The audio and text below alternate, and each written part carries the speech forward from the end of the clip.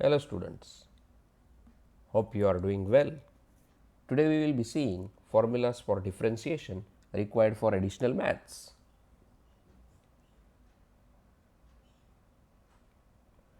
Let us recall the very basic formula. For f of x is equal to x raised to n, the formula is n x raised to n minus 1. Now let us see a simple example for this. If f of x is x raised to 6, then what would be its derivative? Yes, you are right. It would be 6x raised to 5. Now, if the same thing is in the fraction, if it is given 3 upon x raised to 5, first we can write it as 3x raised to negative 5 and we apply the same rule. What will we get? Yes, you are right.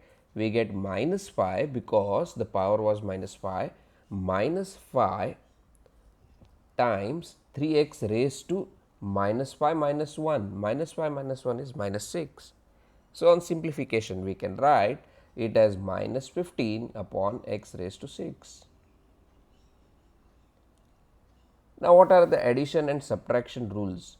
Now, for addition, if f of x is ux plus vx, then its derivative would be just u dash x plus v dash x, that is derivative of ux plus derivative of vx. In the same way, if we have f x is equal to ux minus vx, then its derivative would be the derivative of ux and the derivative of vx. Now, let us see chain rule. Be very careful with chain rule. If y is equal to g of u and u is equal to f of x, then what we get is dy by dx as du by dx times dy by du. By cancelling du by du, we can get dy by dx. Hence, if it is a nested function, so we consider it as u and first we differentiate u with respect to x and then x with respect to u to get this. The same thing can be written in alternate form and the function form as y is equal to f of x raised to n.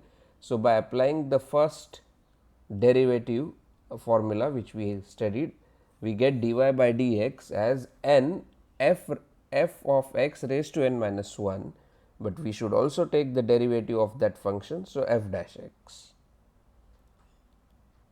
Now, let us see the product rule. If f x is u x times v x, then what we get is f dash x, that is derivative of f x, as u x times derivative of v x plus v x times derivative of u x.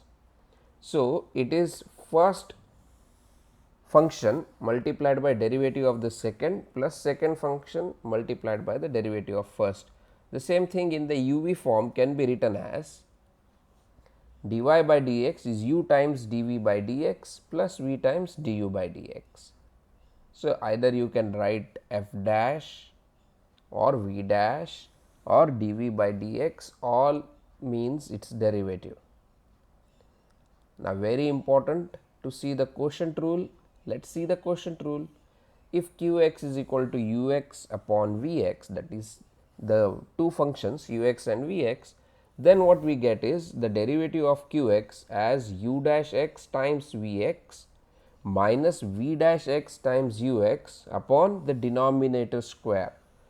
Be very careful, it is derivative of numerator times denominator minus derivative of denominator times numerator upon denominator square.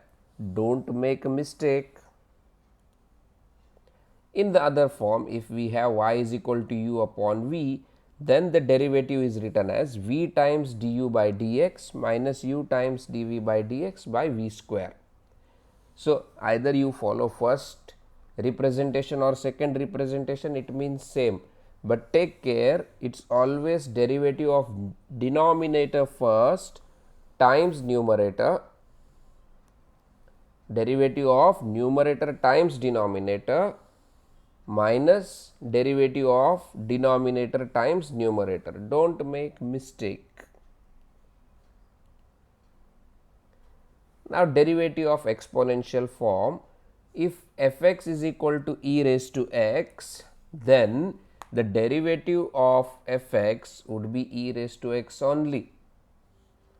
But in case we have this e raised to f(x), e raised to some function, then what we do is first we take this derivative, that is e raised to f(x) times derivative of f(x). So, e raised to f(x) times f dash x.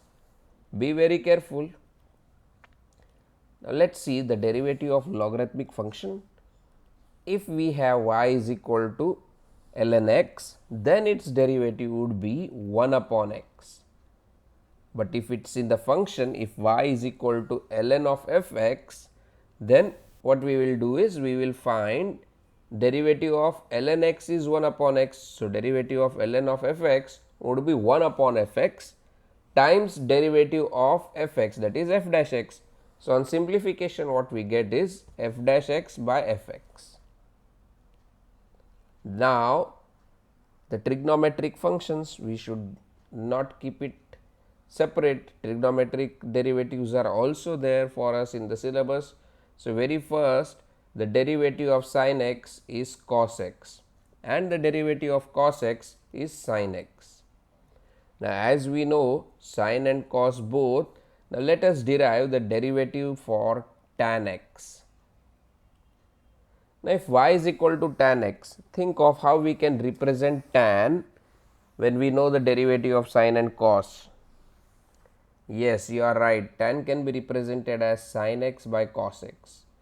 Now, considering numerator as u and denominator as v, that is u is sin x and v is cos x, and we also know the derivatives of sin x is cos x and derivative of cos x is negative sin x.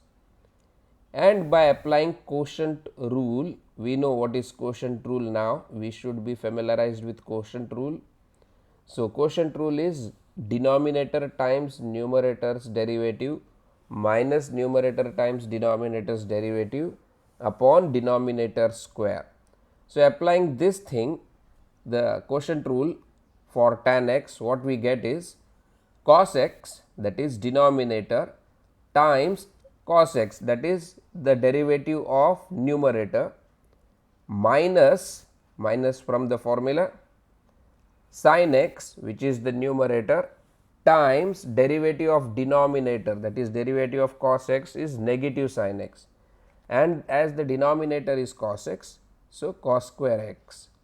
Now, on simplification what we get is cos x times cos x is cos square x, and negative sin x times negative sin x is negative becomes positive sin square x, and the basic identity we know cos square x plus sin square x is 1. So, on simplifying this what we get is 1 upon cos square x.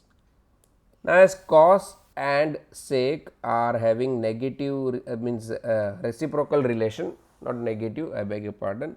So, 1 upon cos square x could be written as sec square x.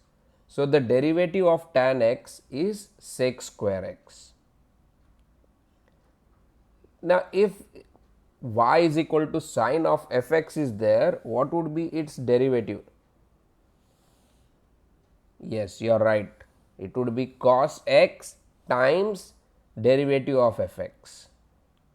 Same way, if y is equal to cos x, cos of f(x), its derivative would be negative sin of f(x) times f dash x, and derivative of tan f(x) would be, yes, sec square of that function, sec square f(x) times f dash x.